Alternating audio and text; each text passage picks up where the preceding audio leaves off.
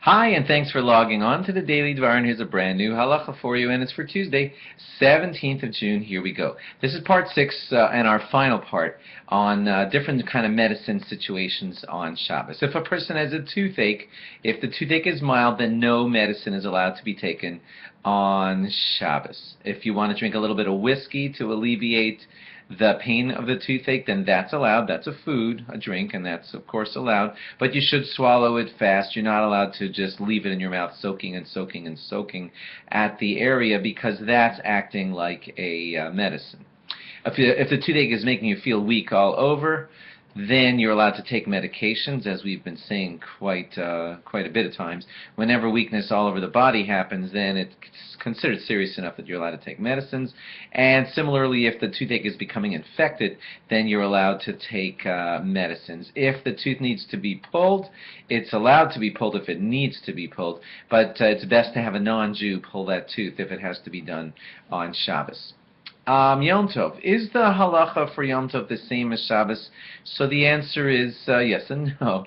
For first day Yom Tovs, they are treated generally the same as Shabbos for all of the medicine laws that we've been saying thus far. However, according to a lot of rabbis, on the second day of Yom Tov, and certainly on Chol HaMoed, then it's way more lenient, and for mild things, medicines are allowed to be taken.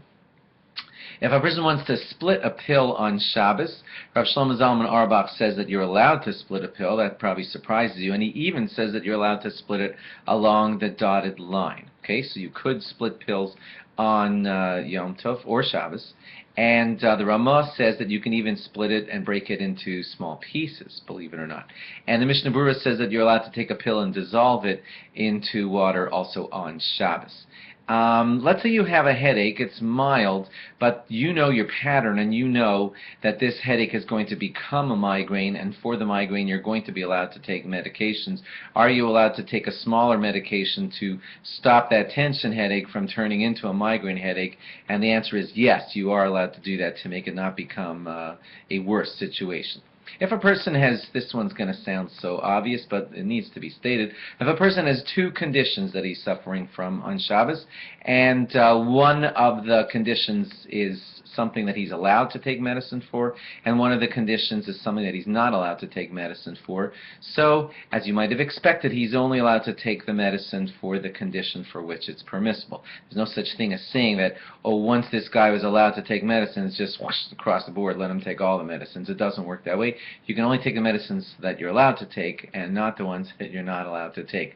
As far as ointments go, you know that ointments could involve the possible malacha of smoothing, and you're not supposed to smooth stuff onto yourself on Shabbos. However, there are rabbis who are lenient about this, and therefore we end up with this situation as far as putting ointments on. You're certainly allowed to dab an ointment, just have a glob of it fall out of the container onto your skin. That's allowed. That's not smoothing, and so most rabbis are allowing that. And then when you put the bandage or whatever it is that's got to go over that, or the holder, it's going to end up getting a little bit smoothed around, but you're not directly doing that. So putting a bandage over some dabbed on stuff would be permissible on Shabbos. And according to Rav Shlomo Zalman Auerbach, you're allowed to smooth an ointment if, as you smooth it, it disappears totally into the skin.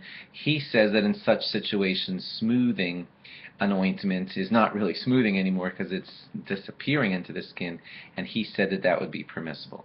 Thanks for logging on, and that closes our series on medicines on Shabbos. Log on again tomorrow for more. Bye-bye.